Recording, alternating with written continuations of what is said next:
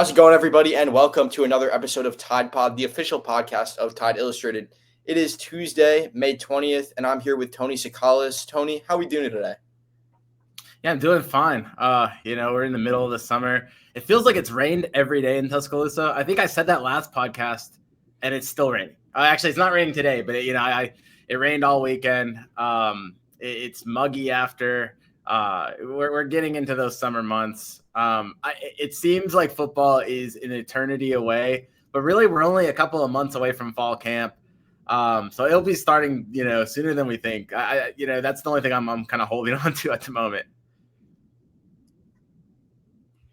Yeah, it is hot down here in Florida, like hot. Like today was one of the first days that I went outside and I was like, holy cow. Like I'm used to Alabama heat at this point, but like Florida, it gets hot down here. It's crazy, but you also can't beat being right next to the beach. So I'm not complaining one bit. But today, back on track, me and Tony are going to be going over Alabama's 2025 schedule, maybe giving some of our early thoughts on some of the games and how we think Alabama is going to be doing. Obviously, last year was a little bit of an up and down season for the Crimson Tide, missing out on that 10-win mark for the first time since Nick Saban was hired, essentially. And they're going to be looking to bounce back. So me and Tony have all of our predictions ironed out. And without further ado, we'll just get right into it. Week 1, Alabama is going to be traveling to Tallahassee, Florida, Doak Campbell Stadium, facing off against the Florida State Seminoles. Florida State, obviously, coming off a near college football playoff berth 2 years ago, losing their seeding at the hands of a Jordan Travis injury in one of their last games against an FCS opponent. And then, obviously, the whole drama between Alabama winning the SEC, taking their final playoff spot, Florida State getting left out, the first undefeated team in the college football playoff era to get left out of the bracket. So maybe a little bit of bad blood there between the Seminoles and the Crimson Tide. And we also have some former Alabama players on Florida State now. Roydell Williams, running back, used to play for Alabama, and he's going into his second season with the Seminoles. So interesting matchup all in all. This is actually Alabama's first trip to Tallahassee to play in Doak Campbell. I believe Florida State's taken 2 trips there way back in the day. But, Tony, any early thoughts on Alabama's Week 1 game? Yeah, I mean, look, you mentioned 2 seasons ago when Alabama stole a playoff spot from Florida State. How about last season when, the contrast between, almost making the playoff and then just totally falling apart? And Florida State was 2-10 last season. Absolute dumpster fire, just fell off a cliff. Really, like, you go back to that injury, right? That you win the ACC, you don't make the college football playoff, all your players opt out, you lose big to Georgia in your bowl game, and then you just fall off the map. 2-10. I mean, I cannot imagine if Alabama went 2-10 what the fan base would do. And Florida State's got a pretty rabid fan base too. I don't know if it's quite as high as Alabama's, but like it's up there. I think they'd probably say they are. And I don't know. Do you just get numb to it after a while? Like 2-10 is unheard of for a program like that. That being said, I don't think this will be a 2-10 team. I don't think that's the way. I know that's not the way Kalen DeBoer is going to look at this game, and I know it's not the way the players are. I don't think fans should either. I think you're going to obviously see an improved Florida State team. How improved? I don't know. I think 9 of their 10 projected starters on offense are all, former transfers. You've got they brought in. Here's one thing, Henry, that I think could be really interesting. Maybe this is a good thing that Nick Saban's not coaching in this game because they brought in Gus Malzahn as an offensive coordinator. And Gus Malzahn, I guess we'll find out, did Gus Malzahn have Nick Saban's number or does he have Alabama's number or a little bit of both? Look, we've seen some Auburn teams, give Alabama trouble, with his offense and his gadget plays. And he'll have a whole offseason to scheme up, a game plan against Alabama. And, we've kind of seen when he tailors a game plan, he can be really dangerous. They have former Boston College quarterback Tommy Castellanos.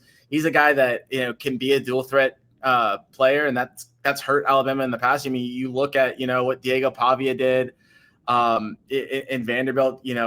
I don't know how similar those two are, but, guys that can, move and kind of just pick up plays and kind of be gritty. I think that I don't think Castellanos is an elite quarterback, but he's got a lot of the tools that could hurt Alabama. And so I think that it's an interesting matchup. You mentioned Roydell Williams.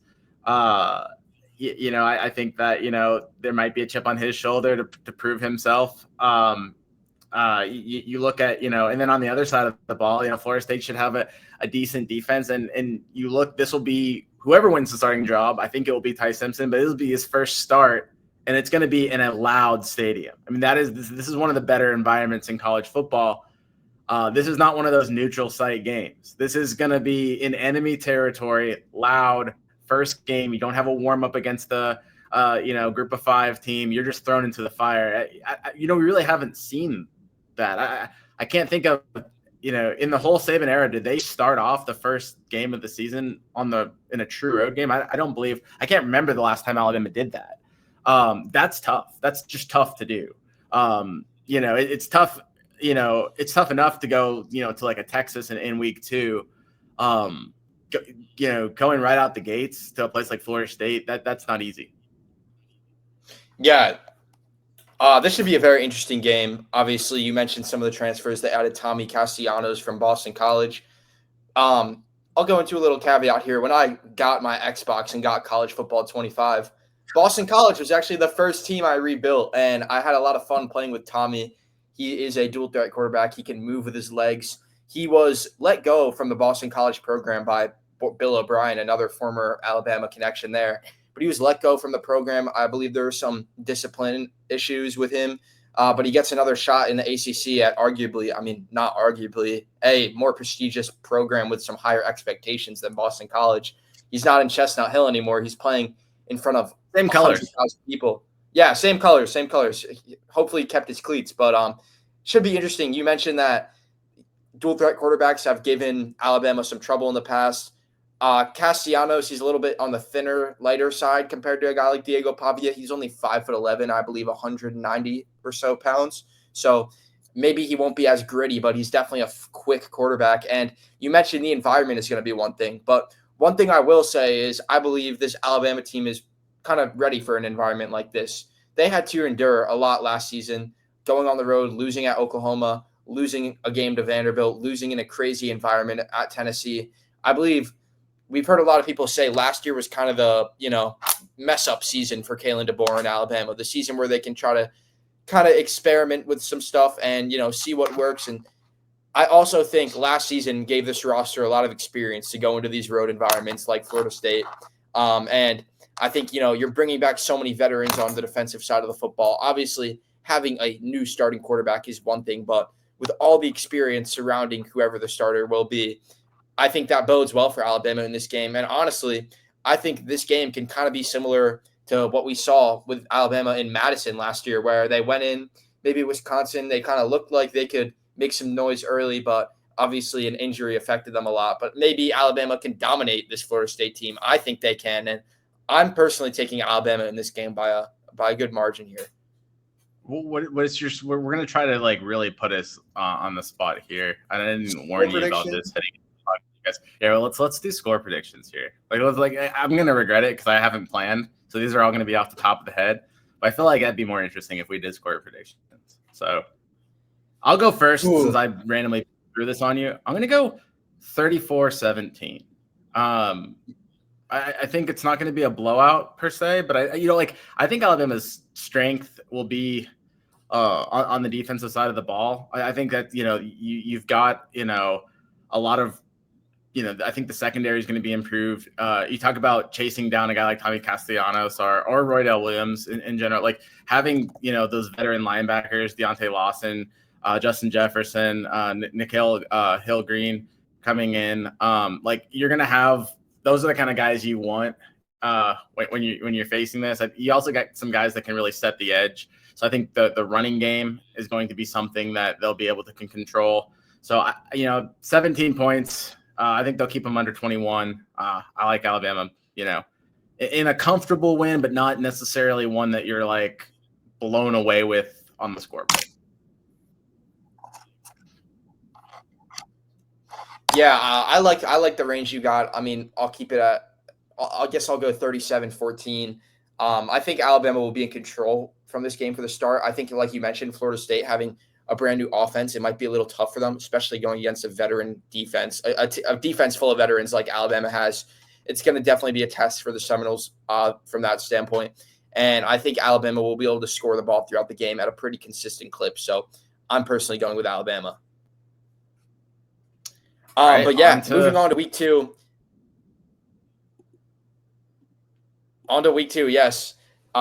Maybe a game that'll give some Alabama fans some PTSD here. Alabama welcoming the Louisiana Monroe Warhawks to Tuscaloosa on September 6th. Time is to be determined. But yeah, last year we saw Alabama in one of these early season group of 5 games against South Florida. They struggled a lot, and it honestly looked like for a minute late in that game where, is there a way Alabama actually loses this? I think South Florida may be a little higher pedigree than Louisiana Monroe, but Tony, any thoughts on this game? Yeah, and also Alabama won that South Florida. As ugly as that South Florida game was, like and like how close it was in the third quarter. Let's not forget that Alabama, the final score of that game was 42-16. So these games are not the ones that I think are going to trouble Alabama.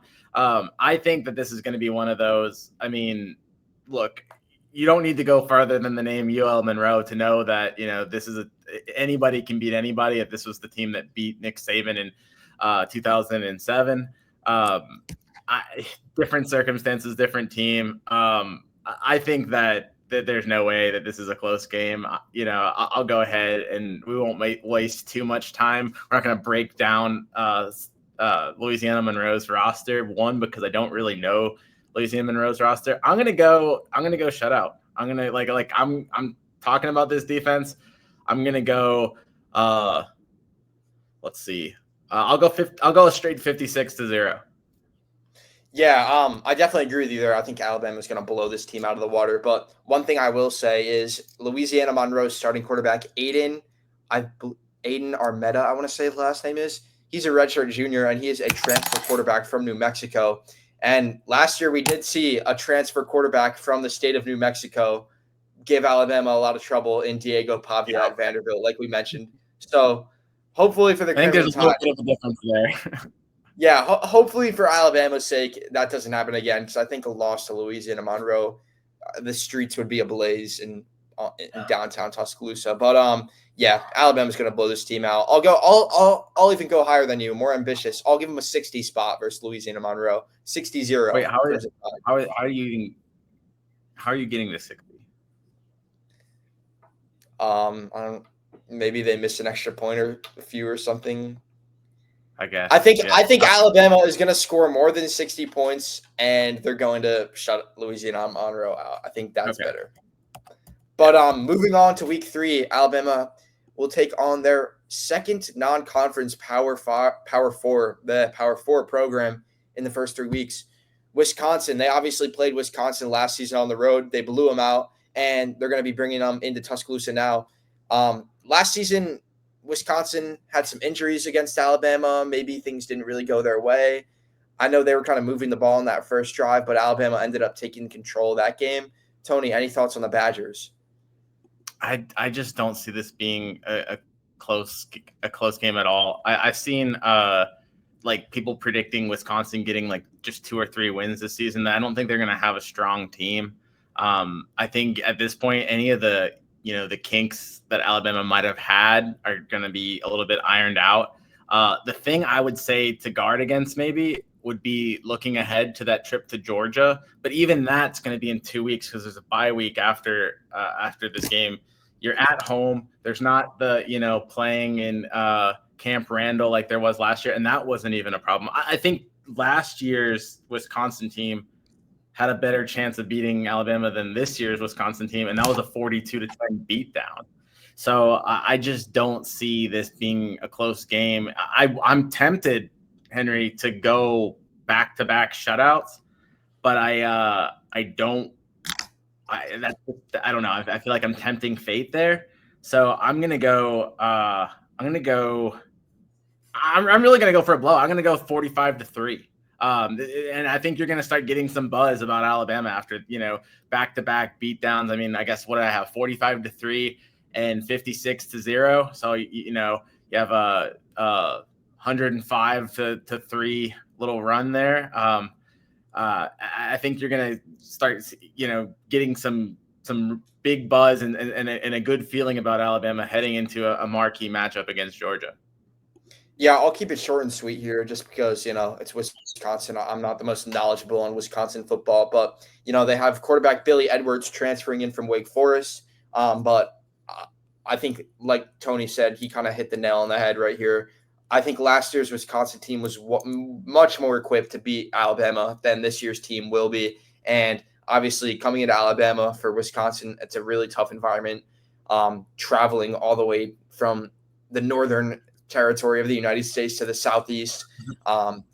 Taking on an SEC team this early in the season, like you said, I think it's going to be a big blowout here. I'll go 45-10 for Alabama. I think maybe Wisconsin will get a touchdown late, but give me Alabama a lot to a little. But moving on, probably the biggest game of the season, the biggest game of the regular season, at least for Alabama. They're traveling to Athens, Georgia, taking on the Georgia Bulldogs. Last year's game, one of the craziest things I've ever seen with my two eyes, football or not. I just remember sitting up in that press box with Tony, seeing Ryan Williams score that touchdown.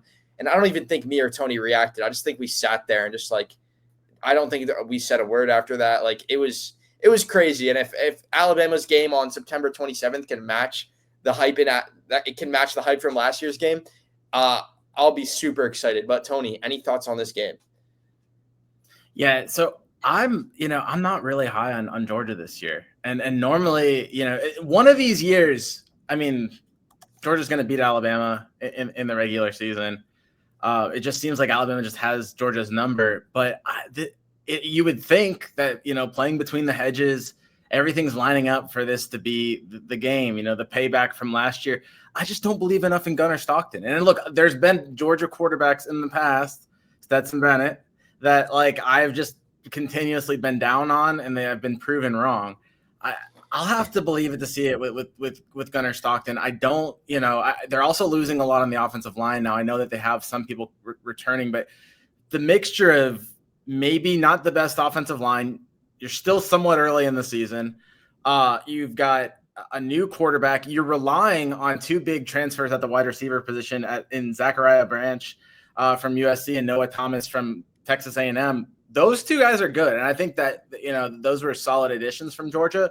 But you're having to build instant chemistry with a quarterback that you might not be 100% sure on, and you have an offensive line that you might not be 100% sure on. Look, the defense is going to be always solid under Kirby Smart. They had a few signings on that front seven. I expect them to be strong. I expect them to challenge Ty Simpson and Alabama's offense. And, it's fortunate for Alabama that they'll have, 3 games under the belt by the time that they make that trip. But I also think that, maybe some of the things that you'd be worried about a first-year starter going and playing in that noisy environment in Georgia, I think it'll actually end up that first game in Florida State. That kind of gets some of the nerves out. You at least play in the same environment that you'll have over there. At the time being, I have Alabama. I think it will be kind of an ugly game, kind of a lower scoring game. And so I'm going to go 24-13 Alabama. Yeah. Very interesting prediction there from Tony, giving Alabama the win again versus Georgia. But personally, I'm ready to get bold here. I think Georgia's going to beat Alabama in this game. And I know Gunnar Stockton is the in-house favorite right now to be their starter. But this game is in week 5. A lot can happen from now to week 1, and then from week 1 to week 5. I think it's going to be Ryan Puglisi. I'm sorry if I butchered that last name, but I know everyone likes to call him Pugs, so I'll just call him Pugs for that. I think Georgia is going to be starting Ryan Pugs, number 12. He's from Massachusetts. He's from Massachusetts. I believe he was a 5-star, maybe a 4-star. He's a redshirt freshman, though. I believe he's going to be starting by their game against Alabama. And I honestly think this is going to be a signature moment for the redshirt freshman. I think he's going to help lead Georgia's offense to a renaissance against the Crimson Tide. After, last year's disappointment, Georgia thought they were going to come in, finally have the burden of Nick Saban off their shoulders, knew Alabama, and beat the brakes off of them. And Alabama came out and held on for that win. I think Georgia is going to come out really fired up here. I think this is their game to lose, honestly. You mentioned Zach Branch and Noah Thomas.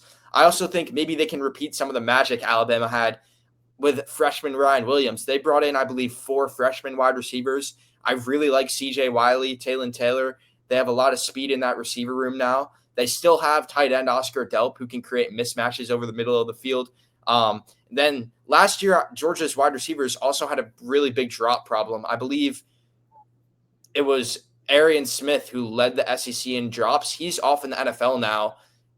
They're going to be Zach Branch versus Zach Branch matching up against why am I blanking on every Alabama player's name right now? Damani Jackson, former teammate at USC.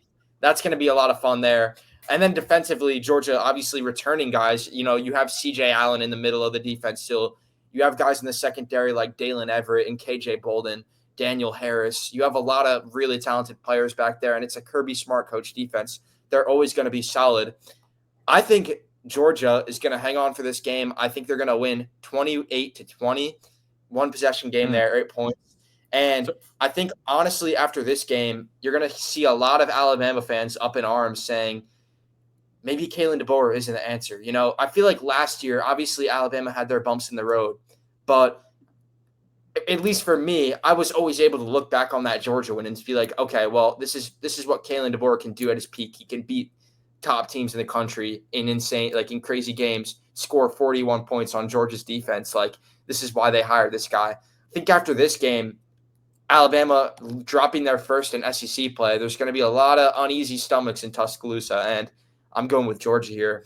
Sorry, but must be. I'm trying to piece together the quarterback change. Do you have Georgia losing to Tennessee the week before? Honestly, because they play Marshall in Tennessee, so something bad's gonna have to happen to Stockton in one of those games.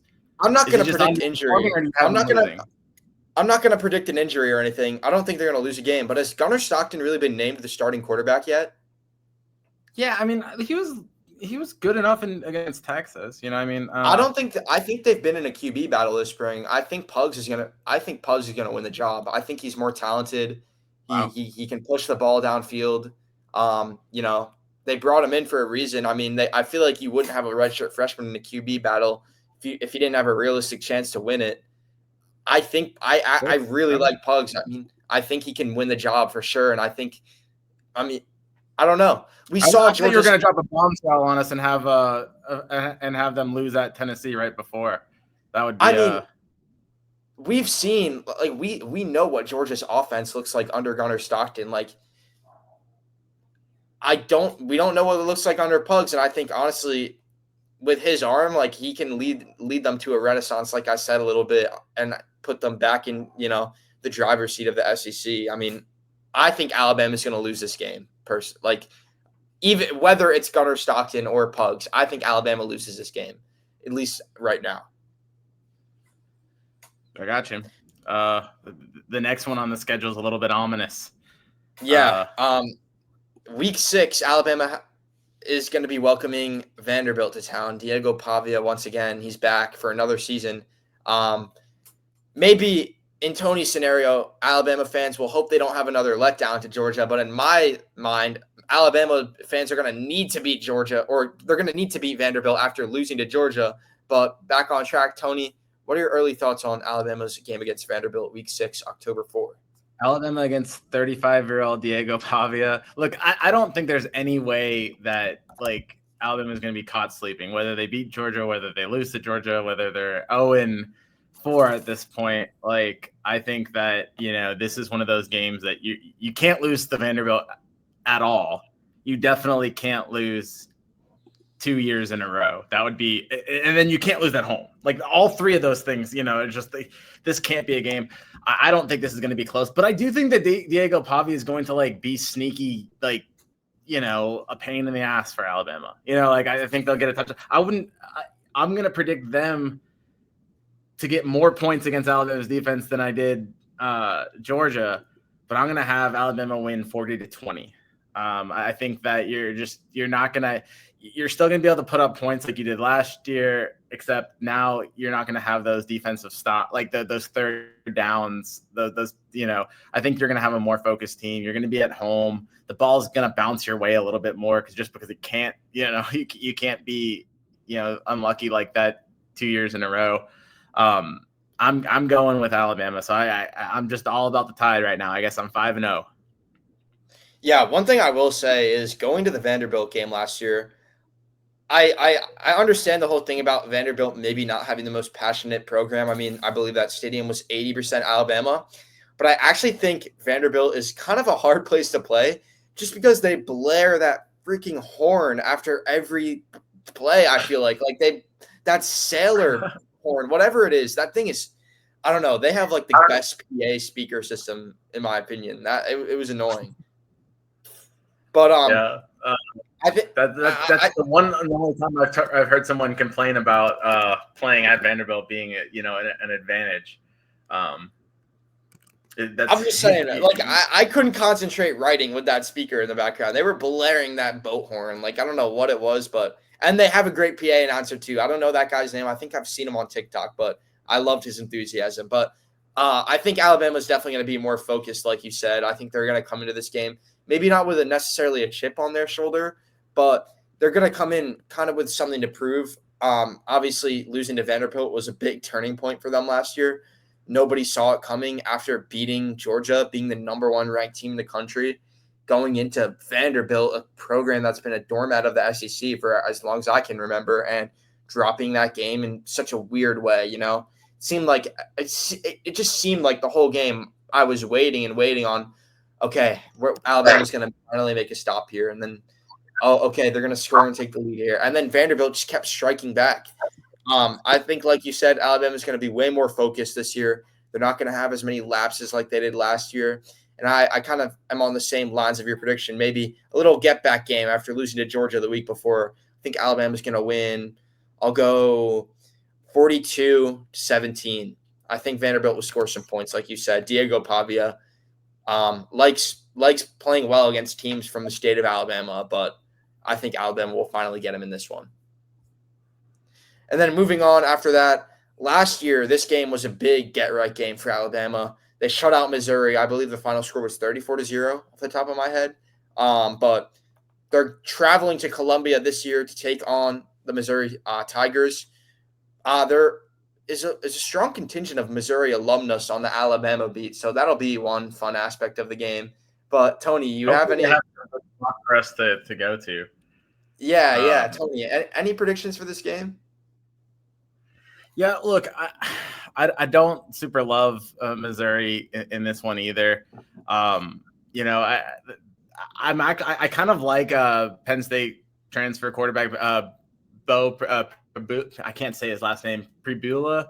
I think that he could be a solid addition. Obviously, he wasn't going to start behind Alar at Penn State, but I think he's a promising quarterback that could do well in Eli Drinkowitz's offense. That being said, I don't think that they make the jump. We saw what this game was last year. I don't see it being drastically different. It will be at Missouri. I kind of rank that on near the bottom of hard places to play in the SEC. I went during COVID, so I have a little bit during the COVID season. That's the only time I've ever been, so I don't really have like a full feel for what it's like over there in Missouri for a game day. But I don't know. After seeing Missouri just get boat raced, I think the last 2 times I've seen them play Alabama, I just can't predict a close game here. I feel like I'm just consistently having Alabama hold people under 21 points, and I don't love that. But I'm gonna go with Alabama 35, Missouri 17. Yeah, I think there's going to be, first of all, let me get this straight. I have a lot of respect for Eli Drinkwitz. I think a lot of people hate on him because, maybe he has a little bit of a mouth. He likes to say a lot of stuff, but he's turned Missouri's program around. And especially last year, I know among us, we talked about Missouri a good bit because of Jack, Missouri alumni. And he's still as much as maybe they fell short of playoff expectations like some fans had, he still won them 10 games, and like he won all the games you're supposed to win. Like if Alabama won all the games they were supposed to win last year, they would have been in the playoff. So I do have respect for Missouri's program on that hand, and they've recruited pretty well over the years. I believe actually I don't yeah, but they've recruited pretty well over the years. They have guys. I like Jaden Catalan. Maybe he's bounced around the SEC a little bit. He was at Arkansas a couple years ago. He was pretty solid. They have brother of Jeremiah and son of Eagles legend, but they have Josiah Trotter, middle linebacker. He came over from, I want to say he was at West Virginia last. And like they have like they're in a little bit of a rebuilding year, a bridge year with Bo Pribula at quarterback. But I have a lot of respect for Missouri as a program, so I think they're gonna score a little bit. But like you said, last year we saw Alabama dominate this team, and I think this year's Missouri team is worse. You know, they lost Luther Burden. They don't have Theo Weiss anymore. They're kind of 1-2 punch at wide receiver. So I think Alabama will handle. Yeah, I think Alabama will handle this team pretty easily. I got the Crimson Tide winning 34-7. And then moving on, Alabama. We already talked about Vanderbilt, but they have another revenge game against the Tennessee team. The Tennessee Volunteers come to Tuscaloosa. Alabama fans will hope to be lighting up cigars in Bryant-Denny after this one. But I think last year, the Tennessee game was probably the craziest game we went to. I mean, that game was insane on the road, and it came down to the end. Do you think they pump in noise? Yes. Definitely pump in noise in that stadium. I saw the speakers. Yeah, they. I think what happens is, like, I mean, Neyland Stadium's loud enough. I'm not trying to say it's like a quiet stadium and they're just pumping in noise, but what they do is they like record their cheerleaders or their band, I think, on the field. But it's the band. It's the band. The band, yeah.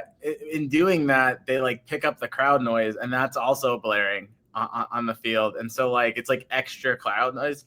I don't know if that's. Like, I'm not trying to say that's an excuse, but that is something that I know.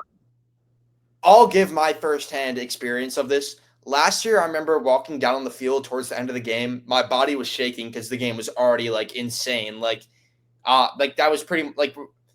Obviously, at the time it wasn't, but we thought that was kind of the season for both of those teams. That was the playoff hopes for both of those teams. Like that was a crazy atmosphere to be in. And I remember walking down into the corner of the end zone where the media is allowed to stand on the far side from where the press box is.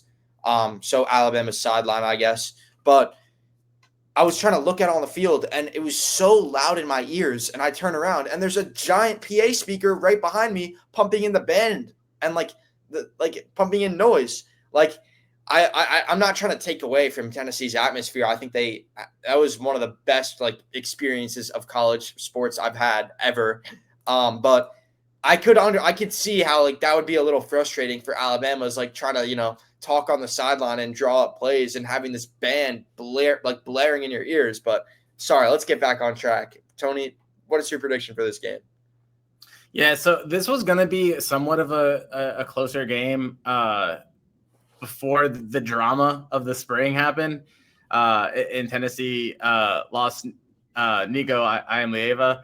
Like, I'm not a huge Joey Aguilar guy. I know Nico wasn't like a huge factor in last year's game, but I was kind of expecting there to be a little bit of a jump and that, like, you're facing an established quarterback.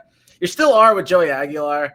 I just don't like the UCLA. For those who basically there was a trade between Nico and Aguilar, and they swapped places. I think UCLA, despite the drama that he brings with him, I think UCLA got the better end of the deal with that with Nico. So I think Tennessee is a worse team because of that.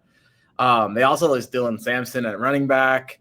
I think that the Vols defense, from what I've seen, is I think they're getting most of their key defenders back. Obviously, they're not getting James Pierce Jr. And I think I think Will Brooks is the only one that they were losing in the secondary. But like, it is a solid group there. I think it's still going to be a tough team. I just don't know if they're going to be able to to score enough. I know Josh Heupel's offense, he makes the most out of his quarterback. So, I mean, it's still going to be tough to defend as long as you have a capable quarterback. And Aguilar probably is that, but I don't love it in terms of like I said, I guess the theme of this, and I should have done some more planning because now I just feel like I'm just like, I think that, Alabama's defense, I'm just basically, writing a love letter to them in my picks here, but I'm going to go 27-16 for Alabama. I don't see Tennessee scoring enough points to make this one that dangerous. I do think that they'll probably get points. I think I have 9 points off a field goal, so 3 field goals and a touchdown from them. That sounds about right. If I've had Alabama's defense rolling this much, I mean, Kane Womack, is going to love this podcast if he's listening because I'm just super high in this Alabama defense. I think it's going to continue to put teams under 21. Yeah, I think this is the point of the season where Alabama is going to start getting some hype back into them. Obviously, I had them losing to Georgia, but I think a big win versus Tennessee here would go a long ways for Alabama as a whole. You kind of mentioned everything that I was going to say, so I'll keep it short and sweet. But I think last year's Tennessee game for Alabama was really frustrating just because I think they had so many chances to kind of, make I guess, not really pull away, but like they had multiple chances to add to their score that they missed out on. Like I remember, I forget if it was the first or second quarter, but it was the first half. They had that long drive, got all the way down to Tennessee's goal line, and then Jalen Milroe throws an interception in the end zone. Like that's a 6-point swing right there. I know there's been that clip going viral recently of Ryan Williams running that route on, I believe he was matched up against Jeremiah McCoy, and he was open 3 different times on one play, and Alabama couldn't connect with him.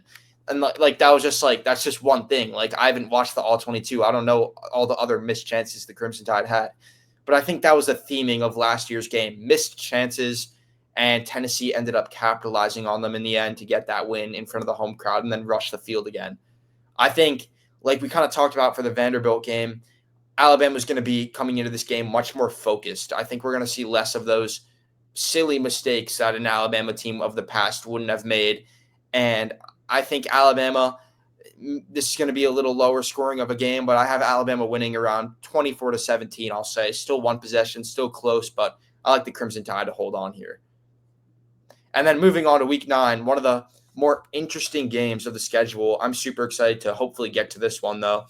South Carolina, Alabama travels to Columbia to take on the Gamecocks. Tony, take it away. Do you hear that? That's the sound of a trap game. I think that this is it's also the sound of sandstorm. You talked about the stadium playing the sound, the horn, and Vanderbilt. I don't. Have you ever been to a game at South Carolina? I have a pretty close friend that goes there, so I'm definitely going to try to make my way out for this one. I mean, they play Sandstorm probably 50 times a game. It's like Rocky Top in Tennessee. It is absolutely nuts. It's a tough place to play, and I think that the South Carolina team is one of those teams that you circle as being, the surprise team. What do you want to call them? The breakout candidate, the underdog. Look, they could have been a playoff team last year, and really they almost came back and beat Alabama in one of the weirdest finishes. That game seemed done and dusted, and then South Carolina, came a Hail Mary away from winning that game. And then after that loss to Alabama, South Carolina was a totally different team. They rattled off 6 straight wins. I think you really saw Lenoris Sellers, the quarterback, kind of come into his own. And now he's you've seen him as a possible top 10, top 5, depending on how he does kind of guy, quarterback in this year's class, next year's class, the top 5 overall pick, top 10 overall pick. If he takes that next step, that next step. Last year, he completed 66% of his passes for 2,500 yards, roughly 18 touchdowns, 7 interceptions. He also ran for 674 yards and 7 touchdowns. He's a solid guy that could cause problems. He didn't really do much against Alabama last year. I think I'm looking at it right here. He's 23 of 31 for 238 yards and a pair of touchdowns with an interception. But he was a different quarterback after that. In those 6 games I was talking about, those 6 wins, he combined for 1,917 yards of total offense and 17 touchdowns. I think he's the kind of guy. Look, you're coming off of a big win against Tennessee. You're tired. You've had that game. You've had to make it through 1, 2, 3, 4. That'll be your 5th game in a row without a bye week. Those included trips to Georgia, and you had that Tennessee game. Like, you probably are a little bit banged up at that point. I already talked about South Carolina being a tough place to play. I have South Carolina winning. I have it being, a game kind of similar to last year's game, except Alabama just doesn't end up on the right side of it. And I'm going to have Alabama lose 31-24. I just think that this is one of those games, and I think this game is going to make Lenore Sellers a lot of money. The other part of this too is South Carolina it seems like South Carolina just grow the state of South Carolina actually in general just grows defensive linemen. Elite defensive lineman, and Dylan Stewart is one of those guys that you could add his name to that list, and he could be a problem as well. I think you've got probably 2 early first-round picks in Lenore Sellers and Dylan Stewart on either side of the ball, and this is my first loss for Alabama. A little bit of a trap game, a little bit of adding to the narrative of another loss on the road in a tough game, and were they prepared? I think that's what you talked about. Alabama fans getting upset about the Georgia game. I think this is going to really panic Alabama fans because they lost again on the road, and then you have LSU coming to Tuscaloosa in 2 weeks after a bye. Like, I think the alarm bells are going to be off after this one, and it's going to maybe catch some people by surprise. But I think the South Carolina team's a pretty good team, a playoff contender. Yeah, I think this is going to be one of the games I at least have circled on my calendar for Alabama this year. South Carolina, like you said, an ascending program, kind of looking to break out this year. They have a lot of talent. Lenore Sellers, Dylan Stewart, maybe even a Justin Okoronkwo revenge game. He transferred to South Carolina from Alabama this past season. But I don't know. I'm on the fence about this game. It's really tough because I like a lot of South Carolina's pieces. I really do. But at the same time, like I've kind of said for my predictions so far, I think last year for Alabama was kind of that season where, they were able to mess up on some stuff. They went through some blips, but that's overall going to build them up for this year. And then they brought back a bunch of guys like Damani Jackson, who had the game-clinching interception against the Gamecocks last year. They have guys all over their defense. I'm not going to name everyone, but all over the defense right now. And I don't really love South Carolina's receivers. I mean, Nick Harbor, obviously, I think he had his biggest game against Alabama last year. I mean, he stands 6'5". He's super fast and physical, but I don't think he's that refined in his game yet. I think still he might need some more development. Like, Mazeo Bennett is good, but that's not a guy that I would be losing sleep over for Alabama. I mean, they don't they don't have what's his name, the running back who Rocket Sanders. Yeah. Rocket Sanders is gone. I don't know if this is I feel like South Carolina, don't get me wrong, they're gonna have a good year. But also, you did mention Alabama's probably gonna be tired. South Carolina is coming off a game against Oklahoma the week before, who should be improved this year. Then the week before that, they're going to be in Baton Rouge playing LSU. This is the middle of the season. I think there's going to be injuries for both teams. At this point, I think that's going to have a lot of impact on it. But I'm kind of comfortable picking Alabama here. I think Alabama could win. I'll go 34-24. I think this game kind of reminds me of the LSU South Carolina game last year, if you remember that one.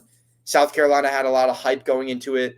I believe it was a top 15 matchup at the time, and LSU was just kind of able to control that game. And when South Carolina made a push in the end, LSU held on. I don't know. I could see something like that happening. And that game last year was in Columbia as well. I don't know. I like Was it that Alabama. one or the Georgia one that they like should have won, but there was a call that went the other way? Was it that one? South Carolina, I remember. Wasn't there used to be a call? Like, wasn't there like a call that they didn't get, and then I'm like not when it sure. came I down to know the playoffs, the I might be totally inventing that in my head because honestly, I didn't really pay like the that much LSU attention. game last year was a really entertaining one, though. I think the final score was 36-33. I think like we I could see want to something say like. that there was a play called back for South Carolina that would I have think there altered was that. also like, was there like a pick six on like a 2-point conversion or But that's something? what I'm I don't saying. know. Like, That was wasn't that didn't they get called back though? The pick six, I think something like that. Like something, yeah. And then that totally altered the game. If I don't know long if I'm making story that up in my short, head, though. but they're a good I team. they're a good team, but I'm still comfortable picking Alabama here. Like I think Alabama is in a good spot to win this game. It's not like going on the road to Georgia or going on to the road to LSU. Like I still think like Alabama's in a great spot to win this game, and I believe at this point for me they'd be. I guess we're at the same record, I seven and guess we're one. both. Yeah, we're both at 7-1, heading into 7-1 the to the Week season. 10 bye. The Week 10 bye, their usual bye before they play LSU in Week 11. Last year, obviously, Alabama blew the brakes off LSU. Jalen Milroe ran for, I believe, 4 touchdowns on the ground, and they shut their offense down. Garrett Nussmeier, though, getting another crack at Alabama. And LSU brought in a lot of players through the transfer portal. Tony, I'll let you get into that, but take it away. Yeah, so I think that I just talked about a potential top 5, top 10 draft pick at quarterback. I think you got another one here, Garrett Nussmeier. If it's not Arch Manning or Lenora Sellers, I think that Garrett Nussmeier is probably, I would say that at least I have him as the best quarterback on Alabama's schedule. I don't know if I have him as the best quarterback in the conference, but he's right up there. You know what I'm saying? He threw for 4,052 yards, 29 touchdowns. He did have those 12 interceptions. He is a guy that throws a lot of interceptions. That's, if he's going to be that elite quarterback this year, he's got to have to fix that. How many interceptions did he throw against Alabama? I think it was only one, 2 or 1. I think he threw 2 interceptions. Fumble. No, I think he threw 2 interceptions last year against Alabama. Obviously, Alabama blew out LSU 42-13 on the road. I think it's going to be a closer game. I really like Aaron Anderson too. Talk about revenge games or former Alabama players. He's quick. He's going to be an exciting receiver there. I like LSU. It's going to be. I think this is going to be. You mentioned Georgia being the most exciting game of the season. I actually think it's going to be this one. LSU brought in a ton of transfers. They're going to be. We'll see how some of those work. Some of those. They really brought in some targets for Garrett Nussmeier to throw to. There's some defense. The defense should be stronger this year as well. I see this one being an exciting game. You mentioned the Georgia game as your highlight game of the season. This is my highlight game of the season. And I think that it's going to come at a time where, regardless of how you see the season playing out, Alabama is not going to have a lot of room for error at this point. I think that LSU is probably going to be playing, with its back against the wall. Doesn't LSU start off with another crazy game? Who do they? I don't know. I'm looking that up right now. I think it's Clemson. Yeah, Clemson. Yeah. So I don't know. They have the most. It's like Nate Oates schedules their games for them. An opener at Clemson. I actually kind of see them losing that, and then so they're going to have their back against the wall. They could drop another game before then, and then you're sitting with 2 losses, and they can't lose again if they want to make the playoff. I think it's going to help Alabama that this game's at Alabama. And in the spirit of kind of calling it this year's Georgia game, I think we're going to have this same wild offensive shootout. I'm going to take the same way I did with Georgia. The same thing that happened with Georgia. I'm going to have that happen in this game. I'm going to take Alabama 41, LSU 34. I think there's going to be something wild I'll just throw in a little extra bonus prediction. I think that LSU is going to have a chance to tie the game late, and we're going to see a strip sack from LT Overton to kind of seal the game for Alabama. The one thing I look at this LSU team, they're losing a little bit on the offensive line. And then you've got a guy like Garrett Nussmeier who, you're expecting him to kind of solve the turnover problem, but it's not necessarily a guarantee that he will.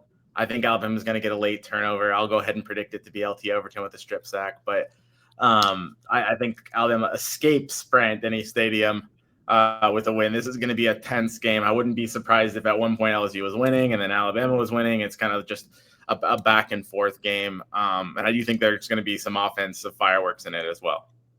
Yeah, both of the games I've been able to go to between Alabama and LSU as a student have been pretty there's been a lot of interesting levels on both games. I mean, obviously my freshman year, 2023, Jaden Daniels, who eventually won Heisman, coming in with Malik Neighbors. That game was a back and forth affair until Jaden Daniels got injured in the second half, and that kind of took him out of it. And then last year, obviously, Jalen Milroe just scorching all of Baton Rouge with his legs and ending their season essentially. But you mentioned a lot of stuff there. I think LSU is going to be right back in the mix to win to go to Atlanta this year and try to play for an SEC title and be a team in the playoff for the SEC. Some of the targets they brought in, Barryon Brown, I'm a huge fan of him from Kentucky, super fast receiver.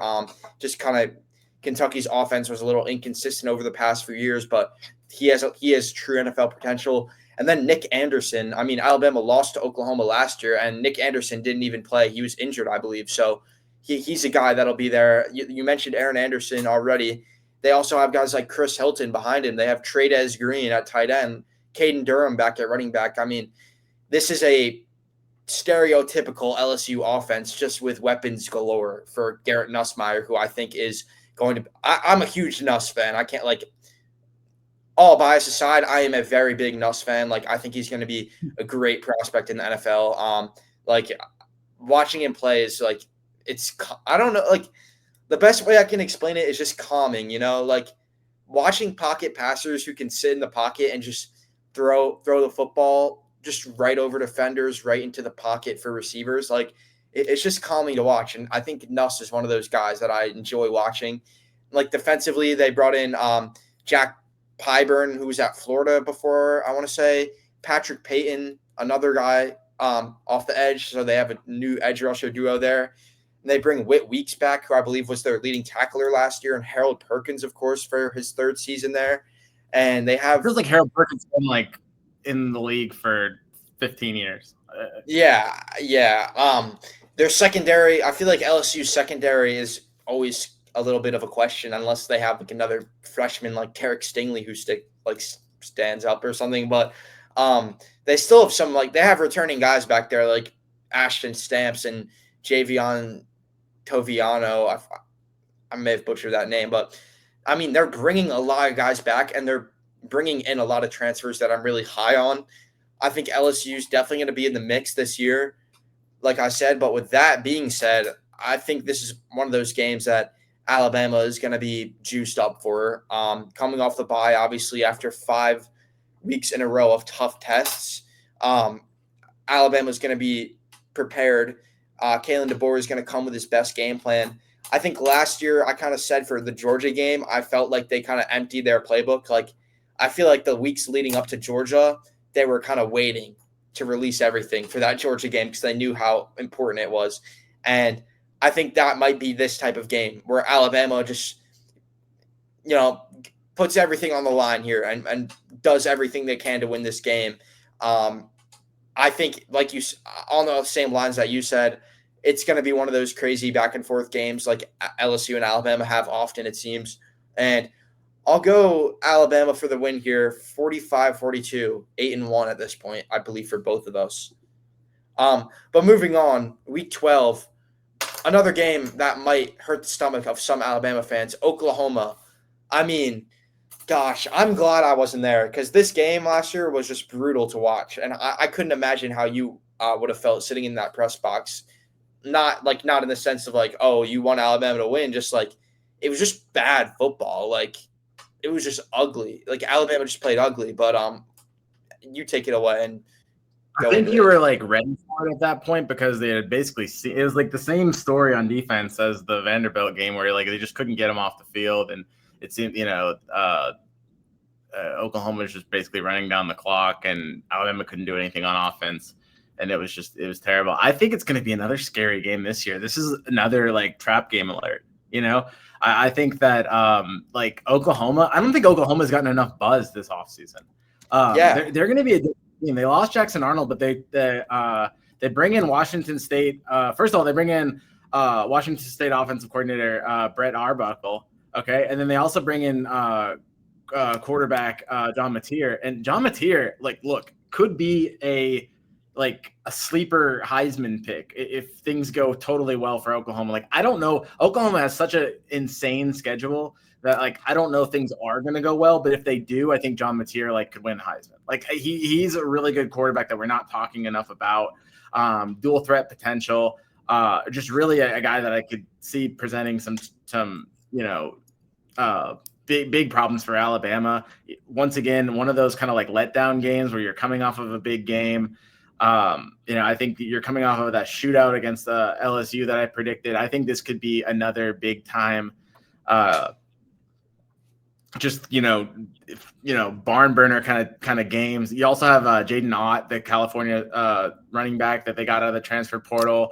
They also returned, defensive lineman David Stone. So they've got a solid team here. They've kind of retooled. You mentioned losing Nick Anderson to LSU, but they kind of retooled that receiving core as well. I think that when you look at this team, it's a team that can cause some problems. And I'm going to have Alabama escape with another narrow victory. I'm going to have them win 31-28. And I think, you're as much as I was, singing Kane Womack's praises, I think the back-to-back games now of high scoring offenses and just having to play LSU and Oklahoma back-to-back, it's really going to be a test for this defense. And I think you might see teams the fans get a little bit worried about the trajectory of Alabama at this point, but I still think they get the win. I still think they keep their playoff hopes, very much intact. And I think this is one of those ones that's going to be an underrated big win for Alabama. Yeah. You said a lot of good stuff there. Oklahoma had a pretty big offseason bringing in John Mateer from Washington State. More recently, Jaden Ott to complete kind of their new backfield with Mateer and Ott. I mean, I'm a huge fan of Jaden Ott. That dude's been putting up video game numbers for Cal since he was a freshman. He helped led them to a lot of big wins, and now he's going to be playing in the SEC. It's going to be super fun to see how he can do. And they have guys coming back like Deion Burks, Jaden Gibson at the receiver. And last year, that was the other thing. Aside from Alabama just playing a really poor game, it seemed like they had the cards to kind of control this game against Oklahoma. And all of a sudden, Oklahoma with all these receiver injuries was just doing whatever they wanted to Alabama, which is crazy.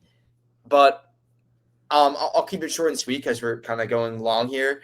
I like Alabama in this game kind of in a similar way, maybe a little more comfortably. I'll go 34. I'll go 34-27 here, 34-27. So a touchdown win for Alabama. But I think we won't spend a lot of time on this one, but Alabama will be happy to welcome Eastern Illinois after just a brutal SEC schedule. Eastern Illinois, they play in the FCS. They play in the Ohio Valley Conference, I believe, in football. They have one national title, Division II. I'm just looking at their Wikipedia right here. Illinois State. Tony, you want to go ahead? Yeah, I'm not going to waste much time on this either. This is just going to be a gimme game for Alabama, and probably a chance to.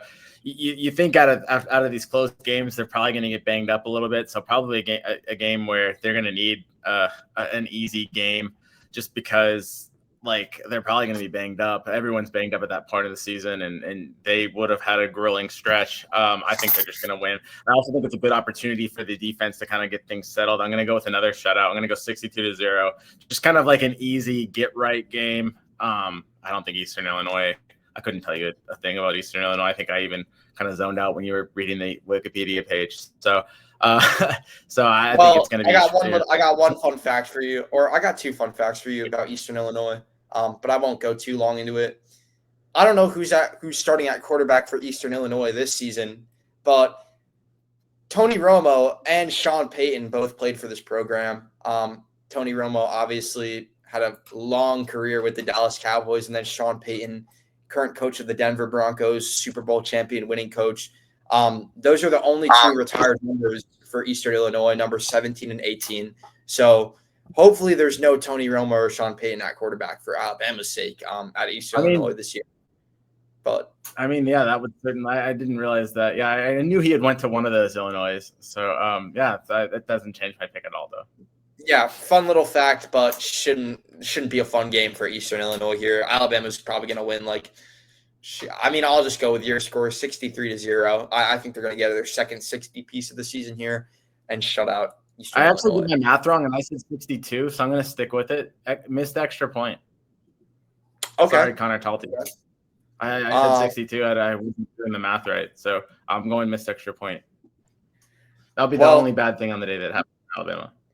One game that's had a lot of, kicking things affect the outcome is Alabama's Week 14 game. They go back to Jordan-Hare, back to the Plains, and play Auburn in the Iron Bowl. It is going to be a super fun game. I think maybe a little added juice after everything that's gone against Auburn the last few seasons, but probably their most talented team in a couple years. Tony? Look, it's in Jordan-Hare, so something weird is going to happen. I don't know if it's going to be like a Cam Coleman double pass touchdown back to Jackson Arnold, then I don't know, something weird that a fumble Ruski play to win it. Look, I have no idea what's going to happen, but I just know that every single time Alabama goes to Auburn, like something insane happens. I'm expecting something insane to happen again. Maybe the only thing I can think of is maybe that was a Saban thing, and maybe that was maybe it's not going to be a DeBoer thing, because this will be Kalen DeBoer's first trip to Auburn. I'm sure he's going to hear it as well. He's played in some loud environments. I know, Oregon, a lot of people talk about that being, a crazy environment. So he's played there, but that Iron Bowl, when it's in Auburn, and, it kind of a little of this will depend on, how good Auburn is. They're kind of a wild card team this year too. That's going to be a tough win. I don't love Jackson Arnold. I think there's kind of a reason why Oklahoma, was unsure about him. That kind of strikes me as oh, he beat Alabama, so let's grab him kind of thing. I'm not as high as Jackson Arnold. I know he's a former 5-star. I just we'll have to see. He'll certainly have the receivers to throw to. I mean, Auburn's receivers are I think it's definitely the best receiving core in the SEC. It's I think it's right up there with one of the best receiving cores in the nation as well. I also really like Keldrick Falk, the defensive end on defense. He's going to be a first round pick in my opinion.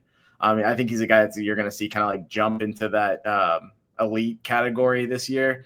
And they're going to be a problem. Look, I'm going to pick until I'm proved otherwise. I've got to pick chaos in this game. I think Alabama has a better team, and if it was played anywhere but that stadium, I'd probably pick Alabama. But I'm just going to go with something wild. I'm going to go Auburn 34, Alabama 23, and just some crazy. Actually, no. That's too predictable. I'm going to go Alabama 26. So Auburn 34, Alabama 26. I don't know. Something crazy happens at the end. I can't even predict it. Yeah. You mentioned a lot of stuff. Auburn's receiving core absolutely stacked. Sorry, Cam Coleman. They brought in Eric Singleton from Georgia Tech, a guy who I'm really high on. Perry Thompson, obviously back there, a former guy that Alabama went for. They have a lot of talent there. Bring in Jackson Arnold, of course. And they also have a guy that may be a little buried on the depth chart, but I got to see my high school Homewood play him, Jeremiah Cobb. My high school Homewood, we played him in a spring game one year, and he ended up getting to Auburn. So I've seen him before, and I'm a fan of him. And I feel like Auburn always is pretty solid on defense against Alabama. Like, I don't think Alabama's going to go into Jordan-Hare and score 40 points against this Auburn team. But you said until you're proven wrong, you can't pick anything but chaos. But until I'm proven wrong, at least as a student, I don't know if I can pick Auburn. I mean, I've seen 2 Iron Bowls. I've been at 2 Iron Bowls. I was at Jordan-Hare 2 years ago. I saw the chaos with Isaiah Bond with my own eyes. I saw Jalen Milroe run out on the field and say, "Give me that Heisman." And then I saw this past year, Alabama. I mean, I'd say they didn't scorch Auburn, but they didn't have any trouble with them. I think they controlled them the whole way through. And I think Alabama at this point in the season, I have them winning 7, 8 straight games after that loss to Georgia in week 5. I don't think it's going to end here. I think Alabama's going to beat Auburn in the Iron Bowl. I think they're probably going to beat them. I'll go 37 to 24. I think Auburn will put up some points. It's going to be, it's an Iron Bowl. I think they'll score, but I got Alabama here, and I honestly think 11-1 Alabama's going to get into the SEC championship and be playing for a chance to have a bye in the first round of the college football playoff. We need DeBoer walking into the tunnel with the thumb. Doing that just created a weird little bubble on my screen. But we need DeBoer to walk out with the thumb like Tommy Tuberville. I think that would endear. I think any ill will Alabama fans had towards Kalen DeBoer, if they beats Auburn for a 6th time and does the thumb thing, that'd probably win him over with the fan base. That doesn't seem like a very Kalen DeBoer move to do. Look, I mean, like I said, like it wouldn't surprise me if Alabama won, but I don't know. I told myself I was going to probably predict a 10-2 season, and so here I am at 10-2. I think you're at 11-1. I think Alabama at 10-2 with losses. I have losses at South Carolina and Auburn. I think that's a playoff resume. I mean, depending on how the SEC could be stacked. Depending on how things play out, you still might be playing for a SEC title at 10-2. They definitely will be playing for SEC title at 11-1 if that's what. If your record holds up, I could definitely see them playing. So it'll be interesting.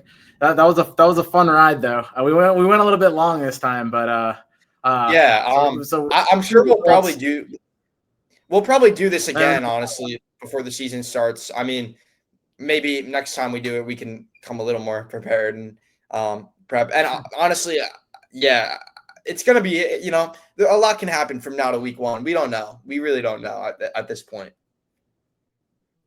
Yeah, bookmark this video. See how wrong we got in the actual season. Yeah, but an hour and 7 minutes on today's episode. If you're still here, if you're still listening or watching, we appreciate you tuning in as always. And stay tuned to the site for more content. And once again, appreciate you tuning in. Take it easy.